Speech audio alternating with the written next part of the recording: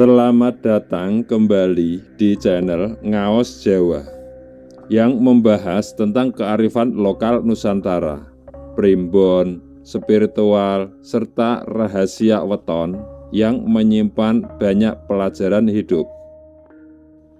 Assalamualaikum warahmatullahi wabarakatuh. Salam budaya, salam rahayu, dan semoga panjenengan semua dalam keadaan sehat, lahir maupun batin. Bayangkan jika selama ini hidup panjenengan tak pernah benar-benar sendiri. Ada kekuatan yang tidak terlihat, selalu mengawasi langkah panjenengan, menjaga tidur panjenengan, bahkan menuntun keputusan-keputusan penting dalam hidup panjenengan.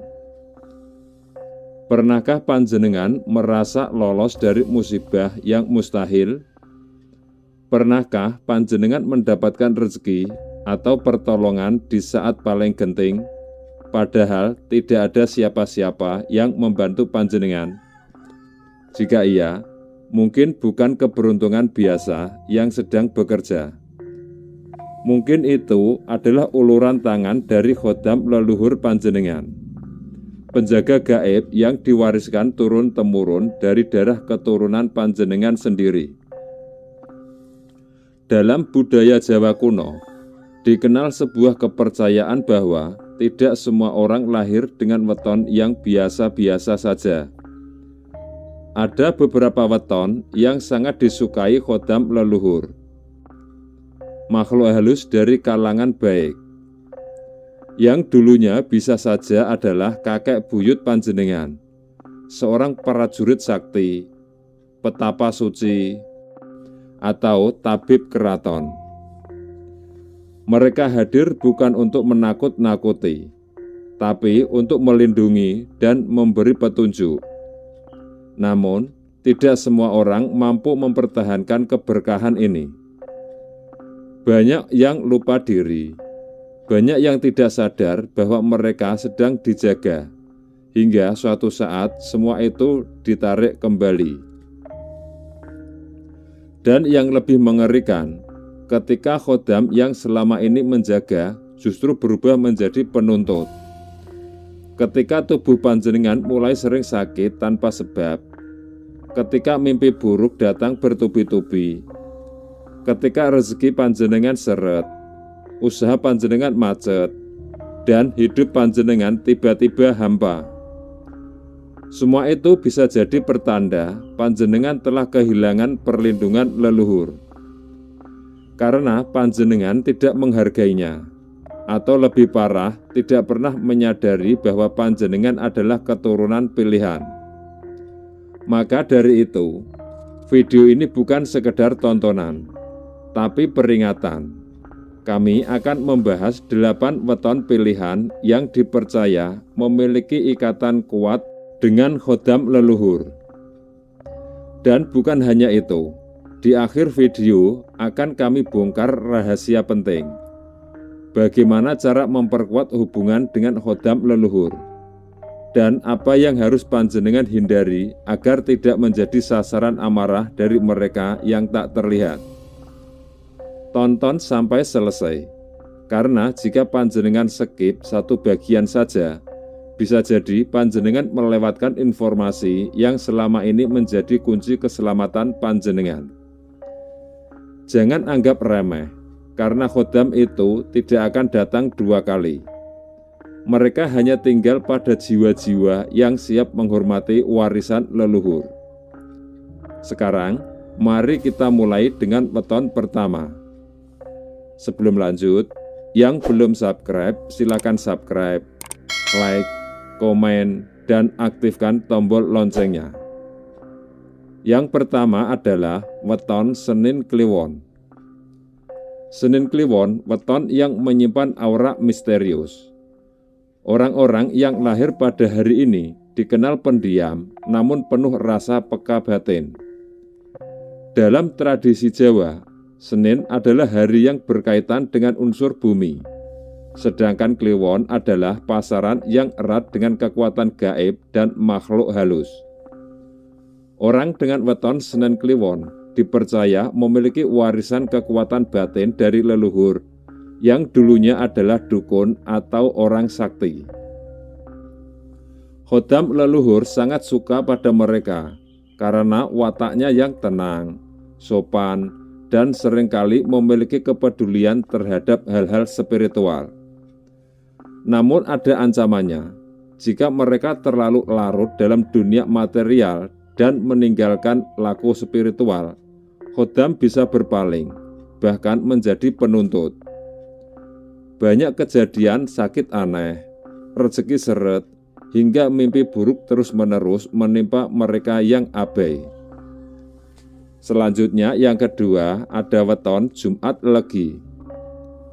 Weton yang dikenal memiliki tuah rezeki dan keberkahan dari alam semesta. Jumat adalah hari yang penuh berkah, sedangkan pasaran Legi membawa kehalusan budi pakerti. Khodam leluhur mencintai orang-orang lahir pada Jumat Legi, karena mereka umumnya rendah hati, sering berbuat baik, dan mampu menjadi penengah dalam konflik. Banyak di antara mereka menjadi tokoh masyarakat atau panutan tanpa diminta. Kelebihannya, mereka kerap diberi pertanda lewat mimpi, bahkan bisa bertemu leluhur dalam tidur. Namun, jika mereka sombong atau menyalahgunakan kewibawaan, khodam akan meninggalkan mereka. Energi pelindung akan lenyap dan mereka akan mudah terkena serangan gaib. Selanjutnya yang ketiga ada weton Selasa Pon. Selasa Pon adalah weton dari para pendekar, leluhur yang dulu merupakan prajurit, pendekar, bahkan panglima kerajaan, seringkali menjadi khodam pendamping orang dengan weton ini. Aura mereka kuat, pancaran wajahnya bisa membuat orang segan. Tak jarang, mereka selamat dari kecelakaan atau bahaya yang tak masuk akal, karena khodam menjaga mereka secara langsung. Namun ingat, mereka mudah tersulut emosi.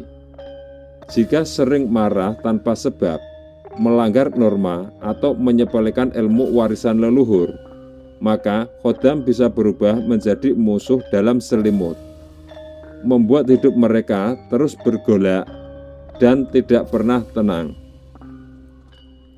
Selanjutnya yang keempat ada weton Rabu Wage. Weton ini dikenal sebagai pemilik mata batin yang tajam. Rabu Wage seringkali disebut sebagai penyambung lidah leluhur, karena mudah menerima bisikan halus dari alam gaib. Khodam leluhur memilih mereka karena sejak kecil sudah menunjukkan tanda-tanda khusus, seperti berbicara sendiri, mudah mimpi aneh, atau mampu menenangkan hewan dan bayi. Mereka adalah anak indigo versi budaya Jawa. Namun bila tidak diasah dan dibiarkan tanpa arah, kepekaan itu bisa berubah menjadi gangguan.